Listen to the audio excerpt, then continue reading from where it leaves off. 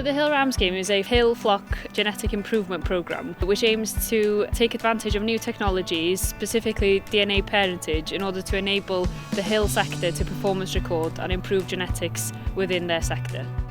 Mae amaeth yn gefn gwlad mor bwysig i'r economi lleol, i'r iaith Gymraeg a i gadw bobl yn gefn gwlad yn andros o bwysig yn y marn ni. Mae ffarmio mynydd yn hollol bwysig i wlad fel Cymru. The focus on genetic improvement is derived from years and years of research that have shown the benefits of recording and how genetics can influence a flock's performance.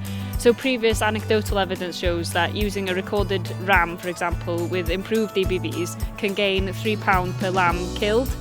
So using this information and evidence, we thought in order to strengthen the hill farms within our project without changing their system in any way, that genetics and performance recording are the best way to do this. All hill breeds in Wales are eligible to take part in the project of all shapes and sizes, and we look forward to working with every one of them.